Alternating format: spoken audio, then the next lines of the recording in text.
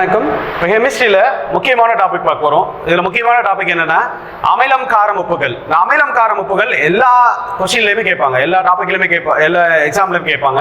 இந்த அமிலம் காரம் உப்புகள் கம்ப்ளீட்டாக நம்ம எப்படி படிக்கலாம், அது ஆசிட் பேஸ் தேடி இப்போ கம்ப்ளீட்டாக ஒரு டாபிக் எடுத்துட்டோம்னா இதில் எப்படி கொஸ்டின் கேட்டாலும் நம்ம எப்படி ஈஸியாக அட்டன் பண்ணலாம் அப்படிங்கிற கான்செப்ட் பார்க்கலாம். இப்போ பாருங்க, ஃபர்ஸ்ட் அமிலம்ல என்னென்ன இருக்கு அப்படின்னு சொல்லிட்டு. அமிலம்ல நம்ம இந்த ஆசிட் பேஸ் தியரி ஸ்கூல் புக்ல இருந்து நம்ம என்னென்னலாம் படிக்க போறோம், ப்ரீவியஸ் இயர் क्वेश्चन எப்படி எல்லாம் படிக்க போறோம். இதுல ஃபர்ஸ்ட் இந்த கண்டென்ட் பாருங்க, நம்ம என்ன படிக்க போறோம் அப்படிங்கிற கண்டென்ட் பாருங்க.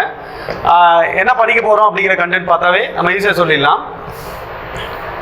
ஃபர்ஸ்ட் டெஃபினிஷன் பத்தி படிக்க போறோம். அமிலம் என்றால் என்ன, எப்படி எல்லாம் சொல்றாங்க, அதுல இருந்து என்ன क्वेश्चंस கேக்குறாங்க அப்படிங்கற பத்தி படிக்க போறோம். நெக்ஸ்ட் சோர்ஸ்னா மூலங்கள், அமிலம் எங்க இருந்தெல்லாம் கிடைக்குது அப்படிங்கற பத்தி பார்க்க போறோம். அடுத்து ஆசிட் பேஸ் தியரி, இது ரொம்ப முக்கியம், இதுல இருந்து क्वेश्चन கேட்பாங்க. ஆசிட் பேஸ் தியரி தமிழ்ல அமிலகார கொள்கைகள், அதை பத்தி பார்க்க போறோம். அதுல Arrhenius theory, Bronsted Lowry theory, Lowry ப்ரோஸ் அப்படின்னு சொல்லுவாங்க, இல்லைன்னா பிரான்ஸ்டர் லௌரி தியரி, அப்புறம் லூயிஸ் தியரி அப்படின்னு சொல்லிட்டு ஒரு 3 தியரி பத்தி இருக்கு. அடுத்து வகைகள், கிளாசிபிகேஷன்ஸ், இதை பத்தி பார்க்க போறோம், வகைகள் பத்தி பார்க்க போறோம். நெக்ஸ்ட் பிசிக்கல் ப்ராப்பர்ட்டிஸ், இயற்பியல் பண்பு, வேதியியல் பண்பு, அதை பத்திலாம் பார்த்துட்டு வகைகள் பார்த்து முடிச்சதுக்கு அப்புறம் பிசிக்கல் ப்ராப்பர்ட்டிஸ், வகைகள் முடிச்சதுக்கு அப்புறம் பிசிக்கல் ப்ராப்பர்ட்டிஸ், இயற்பியல் பண்புகள் பத்தி பார்க்க போறோம். நிறங்காட்டிகள் என்னென்ன இருக்கு, அமிலத்தின் நிறங்காட்டிகள் என்னென்ன இருக்கு அப்படின்னு பார்க்க போறோம். அடுத்து வேதியியல் பண்புகள் பார்க்க போறோம். யூசஸ், பயன்கள் எங்க பயன்படுது, அப்புறம் கண்டிப்பா ப்ரீவியஸ் இயர் क्वेश्चंस எல்லாம் பார்க்க போறோம். இந்த வீடியோல இதான் பார்க்க போறோம். ஓகே, அப்ப அமிலம் என்பது என்ன, அதுல என்னென்ன ஹெட்டிங்ஸ் எல்லாம் படிக்க போறோம். இது மாதிரி நம்ம ஒரு முழுமையா ஒரு டாபிக் படிச்சோம்னா எந்த எக்ஸாம் கேட்டாலும் நம்ம ஈஸியா நம்ம அட்டன் பண்ணிடலாம். இந்த क्वेश्चंस வந்து நம்ம ஈஸியா அட்டன் பண்ணிடலாம். வாங்க பார்க்கலாம். இப்போ ஃபர்ஸ்ட் அமிலம் அப்படிங்கறத என்ன டெஃபினிஷன் புக்ல என்ன கொடுத்திருக்காங்க, ஆசிட் அப்படின்னா என்ன அப்படிங்கறத பத்தி பார்க்க போறோம். ஆசிட்னா என்ன, அமிலம் அப்படின்னா அனைத்து அமிலங்களும் ஒன்று அல்லது அதற்கு மேற்பட்ட இடப்பெயர்ச்சி செய்யத்தக்க ஹைட்ரஜன் அயனிகளை பெற்றிருக்கும். அனைத்து அமிலங்களும் ஒன்று அல்லது அதற்கு மேற்பட்ட இடப்பெயர்ச்சி செய்யத்தக்க ஹைட்ரஜன் அணுக்களை இல்ல அயனிகளை பெற்றிருக்கும். நீரில் கரையும் போது ஹைட்ரஜன் அயனிகளை விடுவிக்கின்றன. ஒரு அமிலம் வந்து நீர்ல கரைக்கும் போது solution is dissolved with water, acid is dissolved with water with the displacement of hydrogen ion. பொதுவா ஒரு அமிலம்னா ஹைட்ரஜன் அயனியை இடப்பெயர்ச்சி செய்ய வல்ல கரைசல்கள் அமிலம் எனப்படும் அப்படின்னு சொல்றாங்க. அப்ப ஹைட்ரஜன் அயனியை இடப்பெயர்ச்சி செஞ்சுனா அமிலம். First point. All acid contain one or more இது கூற்று காரணத்துல கூட கேட்பாங்க. One or more replaceable hydrogen ion, hydrogen atom H+ அயனி சொல்லலாம். இத தண்ணில கரைக்கும் போது when dissolved in water they release hydrogen ion. அயனா ஹைட்ரஜன் அயன் H+ அயனியை தரும். இதுதான் அமிலம். சிம்பிளான டெஃபினிஷன். ஒரு சொல்யூஷனை, ஒரு ஆசிட தண்ணில டிசால்வ் பண்ணோம்னா ஹைட்ரஜன் அயனியை கொடுத்துச்சுன்னா அது ஆசிட். அடுத்து எக்ஸாம்பிள் கொடுத்துருக்கேன் பாருங்க. HCl ஹைட்ரோகுளோரிக் ஆசிட், HCl வந்து ஹைட்ரோகுளோரிக் ஆசிட். இது தண்ணில கரைக்கும் போது H+ ஆகும், Cl- ஆகும் பிரியும். H+ ஆகும், Cl-. அடுத்து H2SO4 கந்தக அமிலம், சல்ஃபியூரிக் ஆசிட். இது தண்ணில கரைக்கும் போது 2H+, அடுத்து SO4 2- வரும். ஃபர்ஸ்ட் இது எப்படி பிரியும்னா H2SO4 தண்ணில கரைக்கும் போது H+ HSO4- ஆகும் பிரியும். அகைன் இதை நீங்க தண்ணில கரைச்சீங்க அப்படின்னா H+ SO4 2- மாறும். அப்ப 2 ஹைட்ரஜன் கிடைக்குது. அதனால இது டைபேசிக்னு சொல்லுவாங்க. வகைகள் பத்திலாம் நம்ம அடுத்து பார்க்கலாம். அப்போ தண்ணில எந்த கரைசலுமே, எந்த அமிலத்தையுமே தண்ணில நீங்க கரைக்கும் போது ஹைட்ரஜன் அயனியை தரும். மோஸ்ட்லி இந்த ஹைட்ரஜன் அயனி நிலைத்து இருக்காது, அன்ஸ்டேபிள்னு சொல்லுவாங்க. இது வாட்டர் மூலக்கூறு கூட அகைன் வினை புரிந்து ஹைட்ரோனியம் அயனியை தரும், H3O+ அப்படின்னு சொல்லுவாங்க. அப்ப ஹைட்ரஜன் அயனி அல்லது ஹைட்ரோனியம் அயனியை தந்துச்சுன்னா அதுதாங்க ஆசிட். புரியுதா? ஹைட்ரஜன் அயனி அல்லது ஹைட்ரோனியம் அயனி. நெக்ஸ்ட் அமிலம் எங்க இருந்தாலும் எடுக்கப்படுது அப்படின்னு சொல்லிட்டு கொடுத்திருக்காங்க. அமிலம் புளிப்பு சுவை என பொருள்படும் அசிடஸ் என்ற லத்தீன் மொழி சொல்லிலிருந்து பெறப்பட்டது அப்படின்னு சொல்றாங்க. Acid is derived from Latin name, அதான் அசிடஸ் அப்படின்னு சொல்றாங்க, புக்ல கொடுத்திருக்காங்க. Acid is derived from Latin word acidus which means short taste-னா புளிப்பு சுவை உடையது அப்படின்னு சொல்லலாம். நெக்ஸ்ட் அமிலம் நீல லிட்மஸ் தாளை இல்லைன்னா ஆசிட்ங்கிற லத்தீன் மொழி சொல் அப்படின்னா இதுக்கு என்ன ஷார்ட்கட்டாக வச்சுக்கலாம்னா ஆசிட் ஊத்துறத லட்சியமா வச்சுக்கலாம். லட்சியம்னா லத்தீன் மொழி சொல் அப்படின்னு வச்சுக்கலாம். ஆசிட் ஊத்துறத லட்சியமா வச்சுக்கணும். அமிலம் லத்தீன் வார்த்தையிலிருந்து பெறப்பட்டது. அப்ப லத்தீன்னா லட்சியம் அப்படின்னு வச்சுக்கோங்க. அப்ப ஆசிடஸ் அப்படிங்கிறது ஆசிட் வந்துச்சு, இது லத்தீன் வார்த்தை. இது கொஸ்டின் கேட்பாங்க. அமிலம் வந்து கிரேக்க வார்த்தையா இல்ல லத்தீன் வார்த்தையா அப்படின்னு கொஸ்டின் கேட்பாங்க.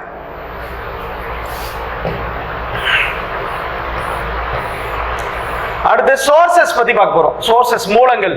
என்னென்ன அமிலம் எங்க இருந்து கிடைக்குது? இந்த சோர்சஸ்ல இருந்து கண்டிப்பா கொஸ்டின் கேட்பாங்க. இப்ப டீல என்ன ஆசிட் இருக்குன்னா டானிக் ஆசிட் இருக்கு. டீயை டானிக் மாதிரி குடிக்கணும், கப்பா குடிக்க கூடாது, டம்ளரா குடிக்க கூடாது. டீயை கொஞ்சம் கொஞ்சமா குடிக்கணும், டானிக் மாதிரி இல்லைன்னா பித்தம் வந்துடும் அப்படின்னு சொல்லலாம். அப்ப டீல டானிக் ஆசிட் இருக்கு, கண்டிப்பா கேட்பாங்க, பாத்துக்கோங்க. டீல என்ன ஆசிட் இருக்குன்னா டானிக் ஆசிட். அடுத்து காஃபில குளோரோஜெனிக் ஆசிட் இருக்கு. காஃபில குளோரோஜெனிக் ஆசிட். காஃபில என்ன ஆசிட் இருக்கு? Chlorogenic acid. அடுத்து ஃபேட் இல்ல அனிமல் மீட்ஸ் சொல்லலாம், கொழுப்பு இல்லனா மாட்டு இறைச்சி அப்படின்னு சொல்லலாம். கொழுப்பு, மாட்டு இறைச்சி. இதுல ஸ்டெரிக் ஆசிட் இல்ல ஸ்டியரிக் ஆசிட். கொழுப்பு அதிகமா இருந்தா ஸ்டியரிங் பிடிக்க முடியாது அப்படின்னு ஞாபகம் வச்சுக்கலாம். காஃபி எப்படி ஞாபகம் வச்சுக்கலாம்னா குளிர்ச்சியா காஃபி குடிப்போம்ல அப்படி ஞாபகம் வச்சுக்கலாம். இது எல்லாமே ஷார்ட்கட்ஸ். குளிர்ச்சியா காஃபி குடிப்போம், கிளைமேட் வந்து குளிர் மாதிரி இருந்தா காஃபி குடிப்போம். கொழுப்பு, மாட்டு இறைச்சி. கொழுப்பு அதிகமா இருந்தா ஸ்டியரிங் பிடிக்க முடியாது, வண்டியோட ஸ்டியரிங் பிடிக்க முடியாது அப்படி ஞாபகம் வச்சுக்கோங்க. அடுத்து ஆப்பிள்ல என்ன ஆசிட்னா மாலிக் ஆசிட் சொல்லலாம். ஆப்பிள்ல மாலிக் ஆசிட். எலுமிச்சை சிட்ரிக் ஆசிட் சொல்லலாம். எலுமிச்சையில சிட்ரிக் ஆசிட். ஆரஞ்சுல அஸ்கார்பிக் ஆசிட். ஆரஞ்சுல புது புக்ல அஸ்கார்பிக் ஆசிட் இருக்கு, பழைய புக்ல சிட்ரிக் ஆசிட் இருக்கு. ஆனா அஸ்கார்பிக் ஆசிட் தான் மோஸ்ட்லி வரும், ஏன்னா புது புக்ல இருக்கிறதுனால பாத்துக்கோங்க. அடுத்து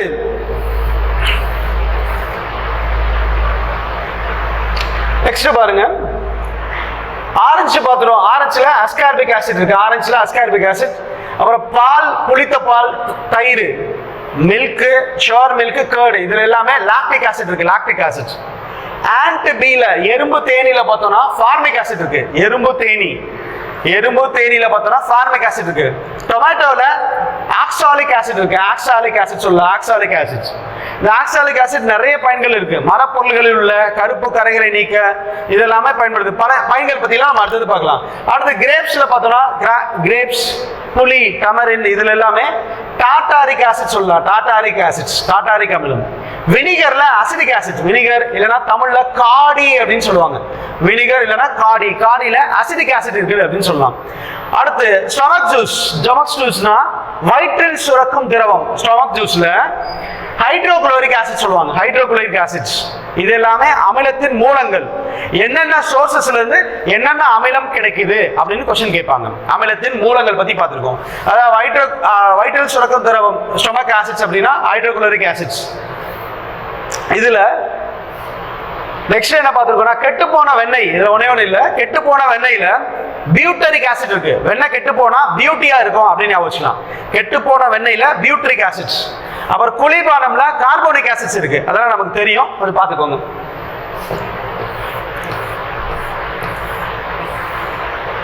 அடுத்து நெக்ஸ்ட் கான்செப்ட் என்ன பார்க்க போறோம்னா அமிலக்கார கொள்கைகள் பத்தி பார்க்க போறோம். ஆசிட் பேஸ் தியரி, அமிலக்கார கொள்கைகள் ரொம்ப முக்கியம். இதுல இருந்து அப்படியே क्वेश्चन கேட்பாங்க. ஃபர்ஸ்ட் தியரி என்ன பார்க்க போறோம்னா அர்கினியஸ் தியரி. அர்கினியஸ் என்ன சொல்றாரு? அமிலத்தை பத்தி, காரத்தை பத்தி அர்கினியஸ் என்ன சொல்றாரு அதை பத்தி பார்க்க போறோம். First Arrhenius theory. அமிலம்னா என்ன சொல்றாருன்னா எந்த ஒரு கரைசலுமே ஹைட்ரஜன் அயனியை வெளிவிடுச்சுன்னா அதாங்க அமிலம். அதான் இங்க பாருங்க, ஃபர்னிச்சர்ஸ் H+ ion or H3O+ ion அப்படின்னு சொல்றாங்க. நீர் கரைசலில் ஹைட்ரஜன் அயனிகள் அல்லது ஹைட்ரோனியம் அயனியை தந்துச்சுன்னா அதுதான் அமிலம் அப்படின்னு சொல்றாங்க. அப்போ நீரில் ஹைட்ரஜன் அயனியை தரவல்லது அமிலம். இது யாருடைய கொள்கைன்னு கேட்டா அர்கினியஸ் கொள்கை. அடுத்து காரம் பேஸ் என்ன தரும்னா ஃபர்னிச்சர்ஸ் OH- அயான் அப்படின்னு சொல்லலாம். OH- ion. காரங்கள் நீரில் ஹைட்ராக்சைடு அயனியை தரும். காரங்கள் நீரில் ஹைட்ராக்சைடு அயனியை தரும் அப்படின்னு சொல்லுவாங்க. காரங்கள் நீரில் ஹைட்ராக்சைடு அயனியை தருச்சுன்னா இதை வந்து காரங்கள் அப்படின்னு சொல்லுவாங்க.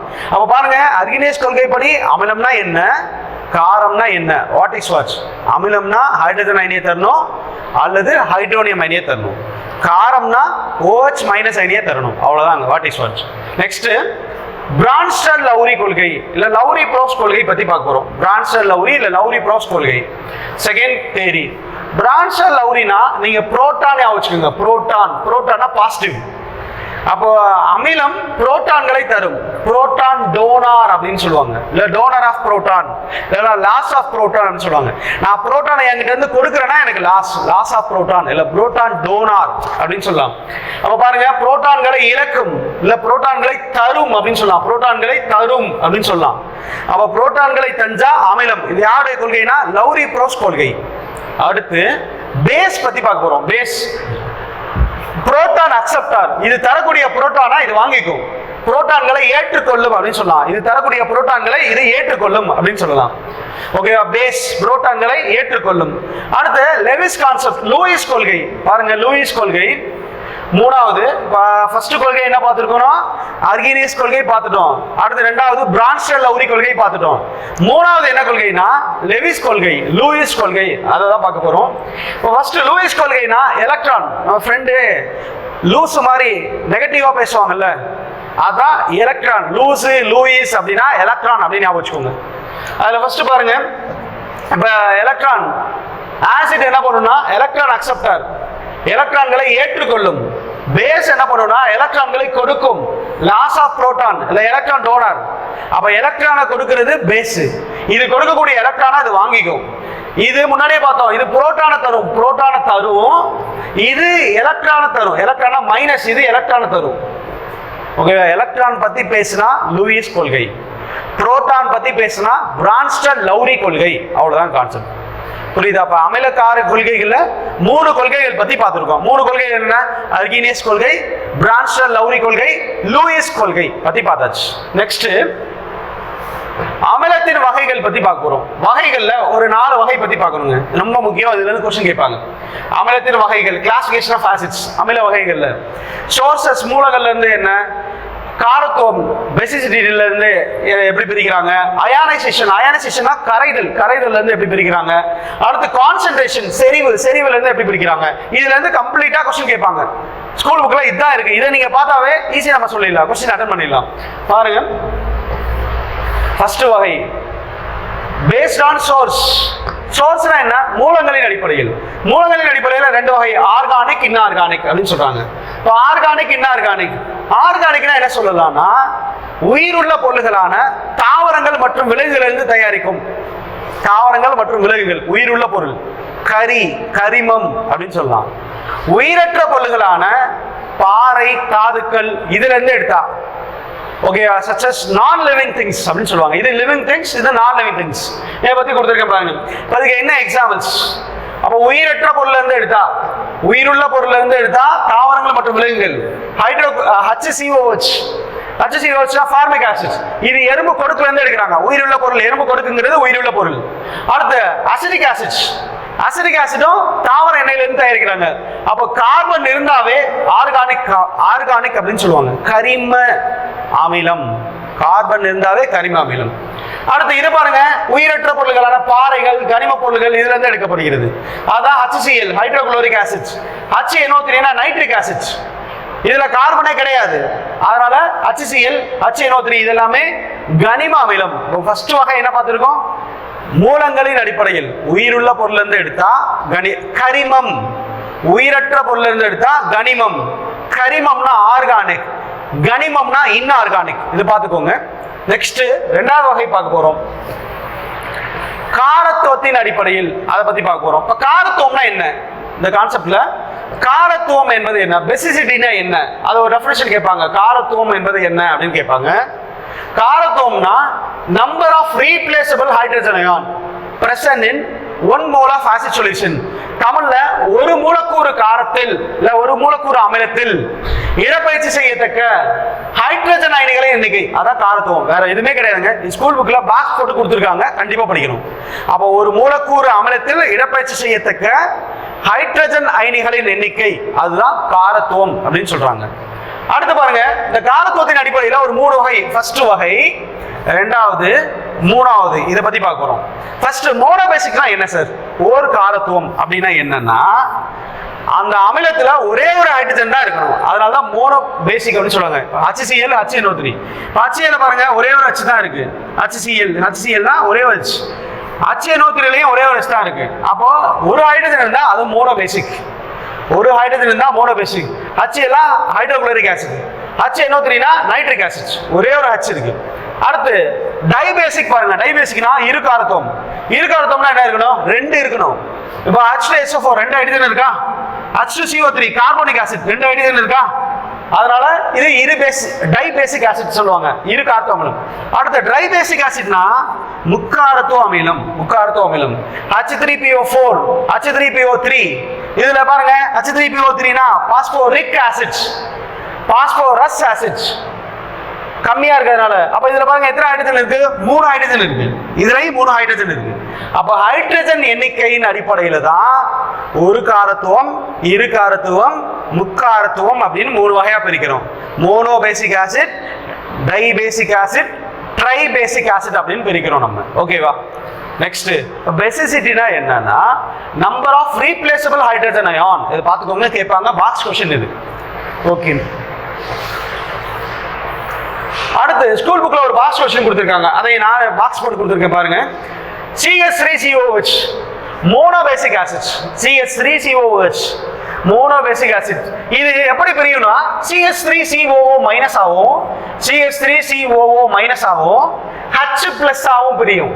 அப்போ இதுல பாருங்க நம்பர் ஆஃப் ஹைட்ரஜன், ஒரு ஹைட்ரஜன், இங்க ஒரு 3 ஹைட்ரஜன். அப்போ 1+3 மொத்தம் 4 ஹைட்ரஜன் இருந்தாலும் இடப்பெயர்ச்சி செய்யறது ஒரே ஒரு ஹைட்ரஜன் தான். ஒரே ஒரு ஹைட்ரஜன் தான் இடப்பெயர்ச்சி செய்யும். 4 ஹைட்ரஜன் இருக்குதுங்க, ஆனா ஒரு ஹைட்ரஜனை தான் இடப்பெயர்ச்சி செய்யுது. அதனால இதை மோனோபேசிக் ஆசிட் தான் சொல்லுவாங்க. நீங்க டோட்டலா எத்தனை ஹைட்ரஜன் இருக்குன்னு என்ன கூடாது, இடப்பெயர்ச்சி எவ்வளவு ஹைட்ரஜன் செய்யுதோ அதுதான் பேசிக்ஸ் சொல்லுவாங்க. அப்ப ஒரே ஒரு ஹைட்ரஜன் இடப்பெயர்ச்சி செய்யறதுனால ஒரு காரத்துவ அமிலம் மோனோபேசிக் ஆசிட். இது பாக்ஸ் கொஸ்டினா கேட்பாங்க. CH3COOHனா அசிட்டிக் ஆசிட், அசிட்டிக் ஆசிட் வந்து ஒரு காரத்துவ அமிலம். ஓகே. அடுத்து 2வது வகை பார்த்தாச்சு. 3வது வகை என்ன பார்க்க போறோம்னா அயனி உறுதல். அயனி உறுதல்னா என்ன? கரைதல் அர்த்தம். அயனி உறுதல்னா கரைதல் அப்படின்னு அர்த்தம். அயானைசேஷன் அப்படின்னு அர்த்தம். அயனி உறுதல்னா கரைதல். இப்போ கரைதல்னா என்ன? ஈஸியா சொல்லலாம், அயனி உறுதல்னா கரைதல். இப்போ ஒரு அமிலம் தண்ணில முழுவதும் கரைஞ்சா வலிமை மிக அமிலம் அப்படின்னு சொல்லலாம், ஸ்ட்ராங் ஆசிட்ஸ் அப்படின்னு சொல்லலாம். தண்ணில நீரில் முழுவதும் அயனி வரும், அதான் நீரில் முழுவதும் அயனி வரும், கம்ப்ளீட்லி அயனைஸ்டு இன் வாட்டர். இப்போ ஹாட் ட்ரிங்க்ஸ் எடுத்துக்கலாம், கூல் ட்ரிங்க்ஸ் எடுத்துக்கலாம். இது எல்லாமே தண்ணியில கரைச்சோம்னா நல்ல கரையும், திருப்பி எடுக்க முடியாது நம்மளால. அதனால அது வலிமை மிக அமிலம் அப்படின்னா ஸ்ட்ராங் ஆசிட் சொல்லலாம். இது அடிக்கடி கொஸ்டின் கேட்பாங்க, ஸ்ட்ராங் ஆசிட் அப்படின்னு சொல்லலாம். கம்ப்ளீட்லி அயனைஸ்டு இன் வாட்டர், அப்ப நீரில் முழுவதுமாக அயனி வரும் கரைசல்கள்லாம் ஸ்ட்ராங் ஆசிட் அப்படின்னு சொல்லலாம். அடுத்து வீக் ஆசிட் அப்படின்னா வலிமை குறை அமிலம் அப்படின்னு பார்த்தோம்னா ionised partially in water, ionised பகுதியில தான் கரையும். இப்போ கொழுப்பு எடுத்துக்கோங்க, கொழுப்பு வந்து எதுல இருக்குன்னா எண்ணெயில இருக்கு கொழுப்பு. இப்போ கொழுப்புல பார்த்தோம்னா ஸ்டீயரிக் ஆசிட் இருக்கு. ஸ்டீயரிக் ஆசிட் எண்ணெயை நம்ம தண்ணியில ஊத்தணும், குழம்புக்கு ஊத்தணும் அப்படின்னா ஃபுல்லா கரையாது. அது அளவுக்கு அதிகமா ஊத்தணும்னா மிதக்க ஆரம்பிச்சிடும். அப்ப முழுவதும் கரையாம குறைந்த அளவு கரையிறது தான் வீக் ஆசிட் சொல்லலாம். இதுக்கு எக்ஸாம்பிள் வந்து அசிட்டிக் ஆசிட் சொல்லலாம். அசிட்டிக் வந்து வினிகர்ல இருக்கு. அடுத்து ஃபார்மிக் ஆசிட் எறும்பு கொடுக்கல இருக்கு. ஓகே, உயிர் உள்ள பொருள், அதாவது ஆர்கானிக் ஆசிட் எல்லாமே வீக்கா தான் இருக்கும். இப்படி கூட நீங்க ஞாபகம் வச்சுக்கலாம், ஆர்கானிக் ஆசிட் எல்லாமே வீக்கா இருக்கும். இன்ஆர்கானிக் எல்லாமே ஸ்ட்ராங்கா இருக்கும். HCl, HNO3 இது எல்லாமே ஸ்ட்ராங்கா இருக்கும். HCl ஒரு சொட்டு பட்டாவே நம்மளுக்கு எஃபெக்ட் தெரியும் அப்படின்னு சொல்லுவாங்க. ஓகே. அடுத்து அயனைசேஷன் என்ன? கரைதல். அதை பத்தி ஸ்கூல் புக்ல ஒரு வேர்டு கொடுத்துருக்காங்க பாருங்க. இப்போ அயனைசேஷனா அயனியாதல்னா வெப்பம், கதிர்வீச்சு அல்லது வேதிவினை அல்லது மின்னிறக்கத்தால் அயனிகளாக பிரிதல். HCl எடுத்துட்டோம்னா இது அயனியா எப்படி பிரியும்னா H+ ஆகும், Cl- ஆகும் பிரியும். இதுதான் அயனியா பிரியுதுன்னு அர்த்தம், அயனியாக பிரிதல். Condition of being dissociated. Condition of being dissociated is to ions by heat. Heatனா வெப்பம், radiation கதிர்வீச்சு, chemical reaction வேதிவினை or electrical discharge மின்னிறக்கம், இது மூலமா அயனியாக பிரிகிறது. அயனினா என்ன சார் அப்படின்னா ஒரு தனிமம் தனிச்சிருந்தா அயனி கிடையாது.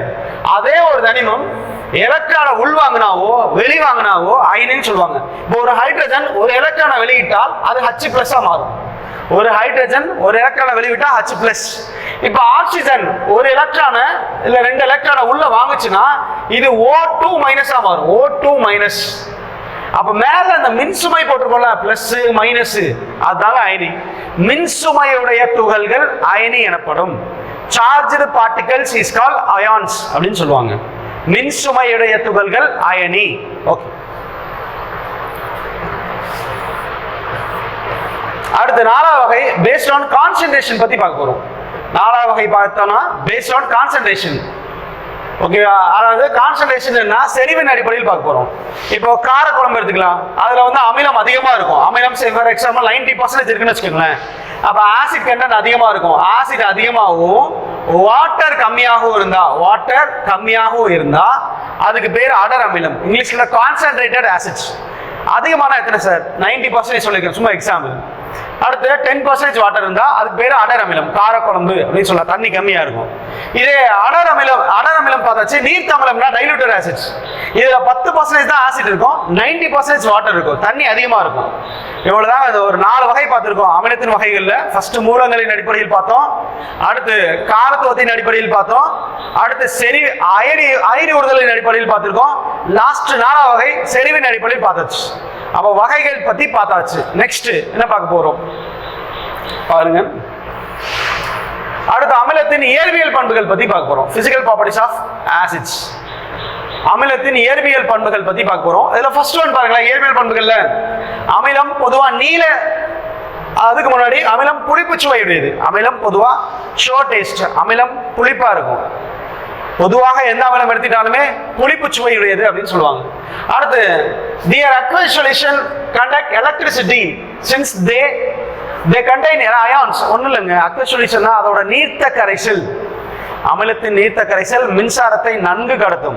நம்ம ஸ்கூல் படிக்கும் போது எலுமிச்சம்பழம் இருக்கும், எலுமிச்சம்பழத்துல ஆசிட் இருக்கு, அதுல நீர் இருக்கு.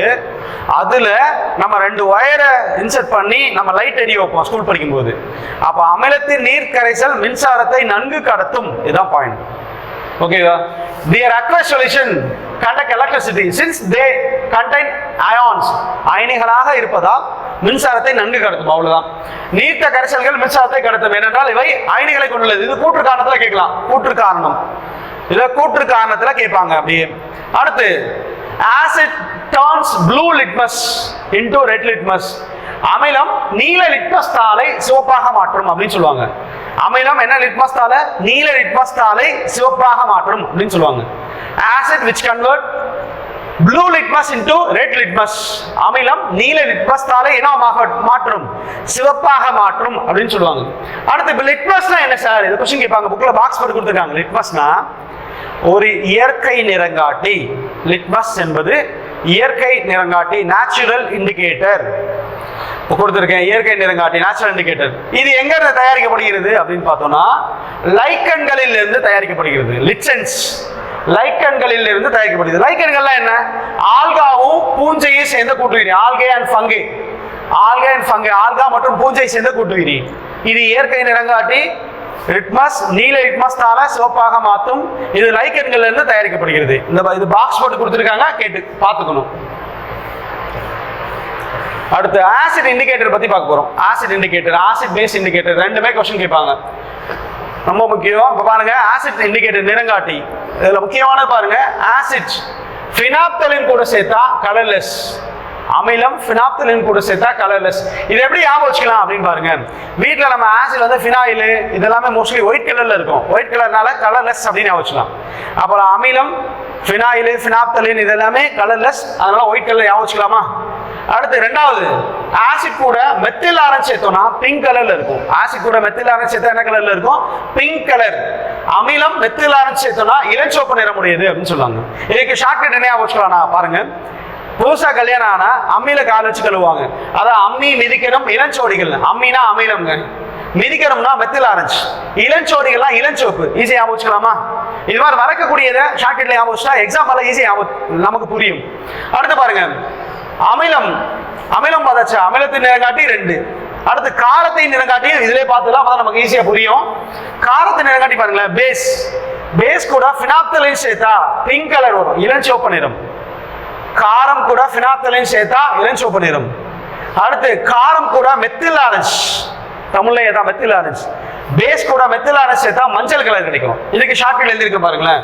நம்ம காஃபில விழுந்த எடுத்துக்காம, அதாவது என்ன, நமக்கு ஏதாவது கெஸ்ட் வராங்கன்னு வச்சுக்கோங்களேன், அந்த கெஸ்ட்டுக்கு காஃபி கொடுக்கும் போது அந்த காஃபில விழுந்துருச்சுன்னு வச்சுக்கோங்களேன், காஃபில ஈ விழுந்துருச்சு அப்படின்னு ஈன்னு கத்த மாட்டாரு அவரு, சைலண்டா சொல்லுவாரு. அப்பதான் புது காஃபி தருவாங்க. காஃபில கானா காரம், ஃபில அப்படின்னா ஃபிலாப்தலின், ஈனா இளஞ்சிவப்பு இளஞ்சிவப்பு. காஃபில ஈ விழுந்ததை எடுத்து காமிமா, கானா காரம், மீனா மா, மீனா வெத்தில ஆரஞ்சு, மானா இதுல மஞ்சள் கலர், லாஸ்டா சொன்னோமா மஞ்சள் கலர். அப்ப காஃபில ஈ விழுந்ததை எடுத்து காமிமா பாத்துக்கோங்க. அப்ப காரம் கூட வெத்தில ஆரஞ்சு சேர்த்தா மஞ்சள் கலர் கிடைக்கும். நோட் பண்ணிக்கோங்க, கேட்பாங்க. நெக்ஸ்ட், இப்போ காரத்தின் இயற்பியல் பண்புகள் பார்த்தாச்சு, நிறங்காட்டியும் பார்த்தாச்சு. காரத்தோட இயற்பியல் பண்புகள் பார்த்தாச்சு, நிறங்காட்டி பேஸ் இண்டிகேட்டர் எல்லாமே பார்த்தாச்சு. நெக்ஸ்ட் கெமிக்கல் ப்ராப்பர்ட்டிஸ் பத்தி பார்க்க போறோம். காரத்தின் வேதியியல் பண்புகள் ரொம்ப முக்கியம். காரத்தின் வேதியியல் பண்புகள்ல என்ன நமக்கு இருக்கு அப்படின்னு சொல்லிட்டு பார்க்க போறோம். வேதியியல் பண்புகள்ல பாருங்க, ஆசிட் ஃபர்ஸ்ட் பாயிண்ட் ரொம்ப முக்கியம். Acid reacts with metal. அமிலம் உலோகத்துடன் வினைபுரிந்து, அமிலம் உலோகத்துடன் வினைபுரிந்து உப்பையும், உப்பு சால்ட்னா உப்பு, உப்பையும் ஹைட்ரஜன் வாயுவை வெளியேற்றும். இதான் டைரக்ட் क्वेश्चन கேட்பாங்க.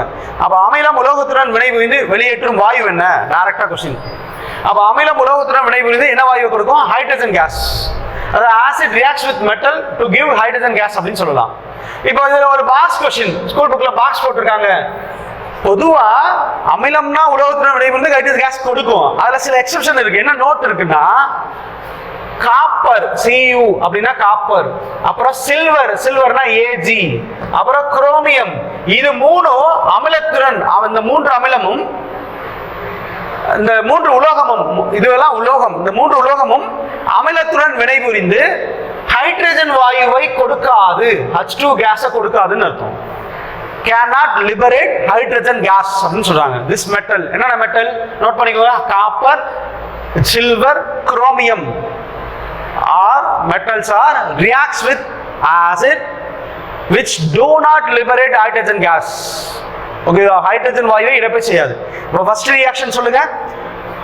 அமிலம் உலோகத்துடன் வினைபுரிந்து ஹைட்ரஜன் வாயுவை வெளியேற்றும். நீங்க ஈக்குவேஷன்லாம் படிக்க தேவையில்லை, இந்த ஸ்டேட்மெண்ட் தான் क्वेश्चन கேட்பாங்க. நோட் பண்ணிக்கோங்க, கரெக்டா ஸ்டேட்மெண்ட் தான் क्वेश्चन. அடுத்து பாருங்க, அமிலம் உலோக ஆக்சைடுடன் வினைபுரிந்தால், உலோகம்னா மெட்டாலிக் ஆக்சைடு, உலோக ஆக்சைடுடன் வினைபுரிந்தால் உப்பு நீர் தரும். உப்பு நீர், உப்புனா இப்போ பாருங்க, அமிலம் H2SO4 சொல்லலாம், கால்சியம் ஆக்சைடு சொல்றாங்க. கால்சியம் ஆக்சைடுனா உலோக ஆக்சைடு. இது கம்பைன் ஆகும்போது CaSO4 CaSO4 மாறும். இந்த Caவும் SO4 மாறும். இந்த H2O சேர்ந்து H2O மாறுது. H2O ஓகேவா? CaSO4 H2O மாறுது. CaSO4னா கால்சியம் சல்ஃபேட், உப்பு, உப்பு மீது நீர் வருது. இங்க கூட சொன்னல, காப்பர், காப்பர் அமிலத்துடன் வினைபுரிந்தால் ஹைட்ரஜன் கேஸ் கொடுக்காது. பாத்தீங்களா, நீர் தானே தருது, உப்பையும் நீரையும் தருது. இதான் செகண்ட் ஈக்குவேஷன். அடுத்து மூணாவது ஈக்குவேஷன் பாருங்க. மூணாவது கெமிக்கல் ரியாக்ஷன், அமிலம் உலோக கார்பனேட் அப்படின்னா மெட்டாலிக் கார்பனேட் அப்படின்னு சொல்லுவாங்க. மெட்டாலிக் கார்பனேட்னா தமிழ்ல உலோக கார்பனேட் அப்படின்னு சொல்லுவாங்க. உலோக கார்பனேட், உலோக கார்பனேட்டுடன் வினைபுரிந்தால் உப்பு, நீர் plus carbon dioxide gas தரும். அதான் இங்க கொடுத்துருக்கேன், கார்பன் டை ஆக்சைடு கேஸ் கொடுக்கும். கொஸ்டின் கேட்பாங்க, அமிலம் உலோக கார்பனேட்டுடன் வினைபுரிந்து வெளியேற்றும் வாயு என்னன்னு கேட்பாங்க. ஓகே, அமிலம் உலோக கார்பனேட்டுடன் வினைபுரிந்து வெளியேற்றும் வாயு பாருங்க. இப்ப HCl எடுத்துக்கலாம், 2 HCl, சோடியம் கார்பனேட் Na2CO3 னா சோடியம் கார்பனேட், இதோட வினைபுரிந்து இப்ப 2 NaCl எடுத்துக்கோ, 2 Cl எடுத்துட்டு போயிடும், 2 NaCl போயிடுச்சா? மீதி இங்க 2 ஹைட்ரஜன், ஒரே ஒரு O எடுத்துட்டு போகும். மொத்தம் CO3 இருக்கு, ஒரு O மட்டும் போயிடுச்சுன்னா CO2 வரும். அதான் கார்பன் டை ஆக்சைடு கேஸ். நீங்க டைரக்டா அந்த ஸ்டேட்மெண்ட் மட்டும் பார்த்தா கூட போதும், ஈக்குவேஷன் கேட்க மாட்டாங்க. ஓகேவா? அந்த ஸ்டேட்மெண்ட் மட்டும் நல்லா படிச்சா போதும். அடுத்து பாருங்களேன், நாலாவது ரியாக்ஷன். என்ன நாலாவது ரியாக்ஷன்னா, அமிலம் நாலாவது ரியாக்ஷன் ரொம்ப முக்கியமான ரியாக்ஷன். அதுக்கு பேர் வந்து நியூட்ரலைசேஷன் ரியாக்ஷன். தமிழ்ல நடுநிலையாக்கல் வினை அப்படின்னு சொல்லுவாங்க. Neutralisation reaction. நியூட்ரலைசேஷன் ரியாக்ஷனா என்ன சார்? அமிலமும் காரமும் வினைபுரியும் நடுநிலையாக்கல் வினை, அதான் நியூட்ரலைசேஷன் ரியாக்ஷன். இப்போ acid reacts with base, with the given product salt and water. அமிலம் காரத்தோட அமிலம் NaOH வச்சுக்கிறது காரம். இது ரெண்டு வினைபுரியும் போது NaCl ஆகும் H2O வரும். ஓகேவா? இப்போ இந்த Cl NaCl மாறும். HOH சேர்ந்து H2O மாறுது. நம்ம ஃபேஸ் வாஷ் பண்றோம்ல, நம்ம ஃபேஸ்ல வந்து எண்ணெய் பசை வடியும். நம்ம சோப்புனா காரத்தை வச்சு நம்ம மூஞ்சி கழுவும் போது அழுக்கெல்லாம் அப்படியே நீர்ல வெளில போயிடும் அப்படின்னு சொல்லுவாங்க. அதான் HCl அமிலம் காரம் வினைபுரியும் போது NaClவும் H2O மாறும். இவ்வளவுதாங்க வேதி வினை. இப்போ வேதி வினை பார்த்தாச்சு. ஃபர்ஸ்ட் வினை என்ன சொன்னோம்? அமிலம் உலோகத்துடன் வினைபுரிந்து ஹைட்ரஜன் கேஸை வெளியேற்றும். அமிலம் உலோக ஆக்சைடுடன் வினைபுரிந்து உப்பையும் நீரையும் தரும். அமிலம் உலோக கார்பனேட்டுடன் வினைபுரிந்தால் கார்பன் டை ஆக்சைடு கேஸ் கொடுக்கும். அமிலம் காரத்துடன் வினைபுரிந்தால் அந்த வினைக்கு பேர் வந்து நடுநிலையாக்கல் வினை, உப்பையும் நீரையும் தரும். ஓகே, பார்த்தாச்சு. நெக்ஸ்ட் என்ன பார்க்க போறோம்னா அமிலத்தின் பயன்பாடுகள், யூசஸ் ஆஃப் ஆசிட்ஸ், அதை பத்தி பார்க்க போறோம். அமிலத்தின் பயன்பாடுகள் பத்தி பார்க்க போறோம். இப்போ அமிலத்தின் பயன்பாடுகள் பாருங்களேன். அமிலத்தின் பயன்பாடுகள்ல ஃபர்ஸ்ட் ஒன்று என்ன சொல்லலாம்னா, அமிலத்தின் பயன்பாடுகள்ல ஃபர்ஸ்ட் அமிலத்தின் பயன்பாடுகள்ல H2SO4 சொல்லலாம். இது வந்து கிங் ஆஃப் கெமிக்கல்ஸ். தமிழ்ல வேதிப்பொருள்களின் அரசன் அப்படின்னு சொல்லலாம். வேதிப்பொருள்களின் அரசன், கிங் ஆஃப் கெமிக்கல்ஸ். இது எங்க யூஸ் ஆகுதுன்னா கார் பேட்டரியில யூஸ் ஆகுது. கார் பேட்டரியில் யூஸ் ஆகுது. மின்கல அடுக்கு கார் சல்லுன்னு போகுது, சல்ஃபியூரிக் அமிலம் இருந்தாதான் சல்லுன்னு போகும் அப்படின்னு ஞாபகம் வச்சுக்கலாம். இப்போ கார் சல்லுன்னு போகுது, சல்ஃபியூரிக் அமிலம் இருந்தாதான் கார் சல்லுன்னு போக முடியும். அப்போ கார் பேட்டரியில பயன்படுது அப்படின்னு ஞாபகம் வச்சுக்கலாம். பேட்டரி சார்ஜ் பண்றதுக்காக பயன்படுத்துறாங்க. அடுத்து HCl கிளீன்சிங் ஏஜென்ட் இன் டாய்லெட்ஸ். ஓகேவா? கழிவறைகளை சுத்தம் செய்ய பயன்படுகிறது. கிளீன்சிங் ஏஜென்ட் அப்படின்னு சொல்லுவாங்க. கழிவறைகளை சுத்தம் செய்ய பயன்படுகிறது. இல்லைன்னா டைஜஸ்டிங் ஏஜென்ட் அப்படின்னு சொல்லுவாங்க. டைஜஸ்டிங் ஏஜென்ட் கழிவறைகளை சுத்தம் செய்ய, அப்புறம் டைஜஸ்டிங் ஏஜென்ட் இதெல்லாம் பயன்படுத்தி சொல்றாங்க. அப்புறம் உடல் வளர்சிதை மாற்றத்துக்கும் பயன்படுது அப்படின்னு சொல்றாங்க. உணவு செரிமானம், உடல் வளர்சிதை மாற்றம், அது எல்லாத்துக்குமே HCl பயன்படும். பார்த்துக்கோங்க. HCl கழிவறைகளை சுத்தம் செய்ய, உடல் வளர்சிதை மாற்றம், அதுக்கப்புறம் உணவு செரிமானம், இதுக்கெல்லாமே பயன்படும். அடுத்து சிட்ரிக் ஆசிட் என்ன சொல்லுவாங்கன்னா ப்ரிப்பரேஷன் ஆஃப் எஃபர்வெசன்ட் சால்ட்ஸ் அப்படின்னா அதாவது நுரைத்து பொங்கும் உப்புகள் தயாரிக்க பயன்படுதுன்னு சொல்றாங்க. நுரைத்து பொங்கும் உப்புகள், அதாவது தண்ணியில அந்த உப்பு கரைச்சோம்னா, சால்ட்டை கரைச்சோம்னா பொங்கி மேல வரும். நம்ம ஈனோ இருக்குல்ல, ஈனோனா உணவு, நம்ம உடல் செரிமானத்துக்கு இல்ல உணவு செரிமானத்துக்கு நம்ம சாப்பிடுவோம்ல. ஈனோ வயிறு சரியில்லை, வயிறு உபாதையா இருக்கு அப்படின்னா ஈனோ சாப்பிடுவோம். ஈனோவை தண்ணியில கரைச்சோம்னா சின்ன பொங்கி வரும். அதான் நுரைத்து பொங்கும் உப்புகள், ப்ரிப்பரேஷன் ஆஃப் எஃபர்வெசன்ட் சால்ட்ஸ் அப்படின்னு சொல்லுவாங்க. அடுத்து சால்ட் ஃபார் ஃபுட் ப்ரிசர்வேஷன், உணவுப் பொருட்களை பதப்படுத்த பாதுகாக்க பயன்படுகிறது அப்படின்னு சொல்றாங்க. பதப்படுத்தவும் பயன்படுது. ப்ரிசர்வேட்டிவ்ஸ். இப்போ லெமன், ஆரஞ்சு, லெமன்ல வந்து சிட்ரிக் ஆசிட் அதிகமா இருக்கும். இப்போ லெமன் போட்டோம்னா அது கெட்டு போகாம இருக்கும் அப்படின்னு சொல்லுவாங்க. லெமன் ஊறுகாலாம் கெட்டு போகாம இருக்கும் அப்படின்னு சொல்லலாம். ஓகே, அதான் பதப்படுத்த பயன்படுகிறது, உணவுப் பொருட்களை பதப்படுத்த. அடுத்து பார்த்தோம்னா பென்சோயிக் ஆசிட் அல்லது வினிகர். பென்சோயிக் ஆசிட், வினிகர்ல தான் அசிடிக் ஆசிட் இருக்கு. அசிடிக் ஆசிட் வேற, வினிகர்ல அசிடிக் ஆசிட் இருக்கு. பென்சோயிக் ஆசிட் ஒண்ணு, பென்சோயிக் அமிலம் அல்லது வினிகர்ல உள்ள அசிடிக் அமிலம். இது எங்க பயன்படுதுன்னா ஊறுகாய் கெடாமல் பாதுகாக்க பயன்படுது. உணவுப் பொருள் பதப்படுத்த அப்படின்னு சொல்றாங்க. Act as a food preservatives. அதான் ப்ரிசர்வ் ஃபுட் லைக் பிக்கிள்ஸ் அப்படின்னு சொல்றாங்க. ப்ரிசர்வேட்டிவ்ஸ் ஃபுட் லைக் பிக்கிள்ஸ், ஊறுகாய் கெடாமல் பாதுகாக்கிறது, உணவுப் பொருள் கெடாமல் பாதுகாக்கிறது, பதப்படுத்த பயன்படுகிறது. அவ்வளவுதாங்க. நெக்ஸ்ட் சோடியம் அல்லது பொட்டாசியத்தின் ஹையர் ஃபேட்டி ஆசிட்ஸ் அப்படின்னு சொல்லுவாங்க. அதாவது சோடியம் மற்றும் பொட்டாசியத்தின் உயர் கொழுப்பு அமிலங்கள் குளியல் மற்றும் சலவை சோப்புகள் தயாரிக்க பயன்படுகிறது. Okay, sodium or potassium salts of higher fatty acid used to make washing or bathing soap அப்படின்னு சொல்றாங்க. Used to make washing or bathing soap அப்படின்னு சொல்றாங்க. தமிழ்ல குளியல் மற்றும் சலவை சோப்புகள் தயாரிக்க உயர் கொழுப்பு அமிலங்களின் சோடியம் அல்லது பொட்டாசியம் உப்புகள் பயன்படுகிறது. உயர் கொழுப்பு அமிலங்களின் சோடியம் மற்றும் பொட்டாசியம் உப்புகள் பயன்படுகிறது. ஓகே, அடுத்து HNO3 எங்க பயன்படுது சார்? HNO3 அப்படின்னா உரங்கள் தயாரிக்க, வண்ணப்பூச்சிகள், பெயிண்ட் இதெல்லாமே தயாரிக்க பயன்படுகிறது. உரங்கள், வண்ணப்பூச்சிகள், பெயிண்ட் இதெல்லாமே தயாரிக்க பயன்படுது. அதாவது HNO3 ஃபர்டிலைசர்ஸ், உரங்கள், டைஸ், சாயம், பெயிண்ட் இது எல்லாமே தயாரிக்க பயன்படுகிறது. அடுத்து கார்போனிக் ஆசிட் H2CO3 சொல்லலாம். கார்போனிக் ஆசிட் எங்க இருக்குன்னா ஏரேட்டட் ட்ரிங்க்ஸ், காற்று அடைக்கப்பட்ட பானங்கள், குளிர்பானங்களில் பயன்படுகிறது. எல்லா ஏரேட்டட் ட்ரிங்க்ஸ்லயுமே H2CO3 இருக்கும். H2CO3 னா கார்போனிக் ஆசிட், H2CO3 னா கார்போனிக் ஆசிட். அடுத்து டார்டாரிக் ஆசிட், டார்டாரிக் அமிலம், டார்டாரிக் அமிலம் இது எங்க பயன்படுதுன்னா ரொட்டி சோடாவின் பகுதி பொருள், கன்ஸ்டிட்யூயன்ட் ஆஃப் பேக்கிங் பவுடர்னு சொல்றாங்க. இந்த பேக்கிங் பவுடர் எதுக்கு யூஸ் பண்ணுவாங்கன்னா பேக்கரியில உணவுப் பொருள் அதிகமான ஸ்வீட் செய்யறதுக்கு இதுக்கெல்லாம் யூஸ் பண்ணுவாங்க. அது என்ன பண்ணும்னா உணவுப் பொருளின் மிருதுத்தன்மையை அதிகரிக்கும், உணவுப் பொருளுக்கு மிருதுத்தன்மையை கொடுக்கும். Softness to the food products. இப்போ பிரெட் எல்லாம் வந்து நம்ம பேக்கரியில வாங்கணும்னா நல்லா சாஃப்டா இருக்கும், அதே வீட்டில் செஞ்சா கல் மாதிரி இருக்கும். அப்போ டார்டாரிக் ஆசிட் அங்க பயன்படுது. டார்டாரிக் ஆசிட் எது கூடனா சமையல் சோடா கூட டார்டாரிக் ஆசிட் சேர்த்தோம்னா அது பேக்கிங் பவுடரா மாறிடும். பேக்கிங் பவுடர் தான் உணவுப் பொருளின் மிருதுத்தன்மைக்கு பயன்படுத்துவாங்க. புரியுதா? நெக்ஸ்ட் பாருங்க ஆக்சாலிக் ஆசிட். ஆக்சாலிக் ஆசிட் ரொம்ப முக்கியமானது, இதுல இருந்து क्वेश्चन கேட்பாங்க கண்டிப்பா. ஆக்சாலிக் ஆசிட், ஆக்சாலிக் அமிலம். இதுல பாருங்க ஃபர்ஸ்ட் குவார்ட்ஸ் படிகத்தில் உள்ள, குவார்ட்ஸ் படிகம்னு ஒரு படிகம் இருக்கு. இந்த குவார்ட்ஸ் படிகத்தில் உள்ள இரும்பு மற்றும் மேங்கனீஸ் கரைகளை நீக்க பயன்படுகிறது. கரை நீக்க பயன்படுகிறது, கரைகளை நீக்க பயன்படுகிறது அப்படின்னு சொல்றாங்க. Clean iron and manganese deposits from quartz crystals. Clean iron and manganese deposits from quartz crystal அப்படின்னு சொல்றாங்க. ஓகேவா? அப்ப இரும்பு மற்றும் மேங்கனீஸ் கரைகளை அகற்ற இது பயன்படுகிறது அப்படின்னு சொல்றாங்க.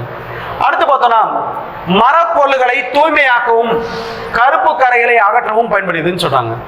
மரப்பொருள்களை தூய்மையாக்கவும் கருப்பு கரைகளை அகற்றவும் பயன்படுகிறது அப்படின்னு சொல்றாங்க. Bleach for wood and removing black stains அப்படின்னு சொல்றாங்க. பிளாக் ஸ்டைன்ஸ் மரப்பொருள்களில் உள்ள கருப்பு கரைகள், க்ளோஸ்அப் பேஸ்ட் மாதிரி இருக்கும். ஆக்சாலிக் ஆசிட் க்ளோஸ்அப் பேஸ்ட் என்ன கலர்ல இருக்கோ அது மாதிரி இருக்கும். அதை வச்சு அப்படியே மரப்பொருள்களை தூய்மை செய்வாங்க. அடுத்து வினிகர். லாஸ்ட் வினிகர் பார்த்தோம்னா அசிடிக் அமிலம் சொல்லுவாங்க. வினிகர் வந்து வினிகர்ல என்ன இருக்குன்னா அசிடிக் ஆசிட். இது உணவுப் பொருள் கெட்டு போகாமல் பாதுகாக்க, act as a food preservatives அப்படின்னு சொல்றாங்க. உணவுப் பொருள் கெட்டு போகாமல் பாதுகாக்க பயன்படுகிறது. இப்படிதாங்க இப்போ அமிலத்தின் பயன்கள் பார்த்தாச்சு, அமிலத்தின் பயன்கள். அடுத்து இப்போ என்ன பார்க்கறோம்னா இதுல இருந்து இப்போ ப்ரீவியஸ் இயர் क्वेश्चन பார்க்கலாம். ப்ரீவியஸ் இயர் क्वेश्चन பாருங்க. நீரில் கரைத்த பொட்டாசியம் குளோரைடு கரைசல் என்னவா இருக்கும்? நீரில் கரைத்த பொட்டாசியம் குளோரைடு KCl பார்த்தோம்னா, அதாவது KCl பார்த்தோம்னா K வந்து பிளஸ் ஆகும், K பிளஸ் ஆகும், Cl மைனஸ் ஆகும் இருக்கும். K பிளஸ் ஆகும், Cl KCl தண்ணியில கரைச்சோம்னா, KCl தண்ணியில கரைச்சோம்னா K பிளஸ் Cl மைனஸ் ஆகும் இருக்கும். இப்போ இது அயனியா இருக்கிறதுனால இது வந்து மிகச்சிறந்த எலக்ட்ரோலைட், மின் பகுதி, ஸ்ட்ராங் எலக்ட்ரோலைட் அப்படின்னு சொல்லுவாங்க. வலிமை மிகுந்த மின்பகுளி, ஆப்ஷன் பி, வலிமை மிகுந்த மின்பகுளி அப்படின்னு சொல்லுவாங்க. Strong electrolytes. நீரில் கரைத்த பொட்டாசியம் குளோரைடு கரைசல் என்பது அக்வஸ்னாவே அயனியா இருக்குன்னு அர்த்தம். அக்வஸ்னா K பிளஸ் Cl மைனஸா இருக்கும், அயனியா இருக்கும். அயனியா பிரிகிறது தான் அக்வஸ். ஓகேவா? இது பழைய क्वेश्चनல கேட்டிருக்காங்க.